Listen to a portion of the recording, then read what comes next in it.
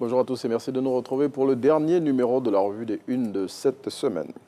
Le dernier Conseil des ministres de l'année 2024 s'est tenu hier et comme il est de coutume, lors de cette traditionnelle rencontre dirigée par le chef de l'État Alassane Ouattara, de nombreuses décisions ont été arrêtées. Parmi elles figure une relative à la procédure spéciale d'état civil qui a été prorogée de 3 ans.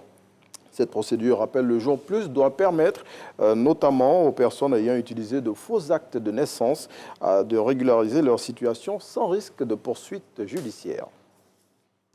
Nous attendons la décision du président de la République. C'est la réponse donnée par le ministre Amadou Coulibaly hier à l'issue du Conseil des ministres à la question de savoir si le chef de l'État sera candidat à la présidentielle de 2025, selon le porte-parole du gouvernement qui est cité par l'Inter.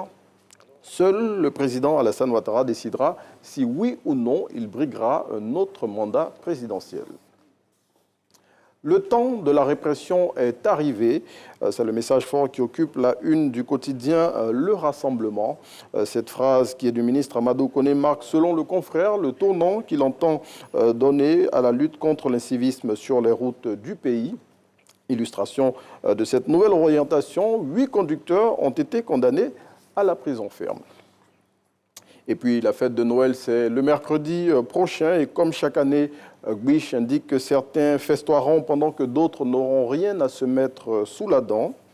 Le confrère demande ainsi de faire preuve de solidarité et de générosité pour redonner le sourire en cette période aux nombreuses personnes en difficulté. Et la première dame, Dominique Ouattara, a donné le ton hier à travers son traditionnel arbre de Noël qui s'est tenu au palais présidentiel, cérémonie au cours de laquelle elle a offert des cadeaux à plus de 3000 enfants de toute la Côte d'Ivoire. C'est ici qu'on referme cette revue, cette semaine plutôt, de la revue des Unes.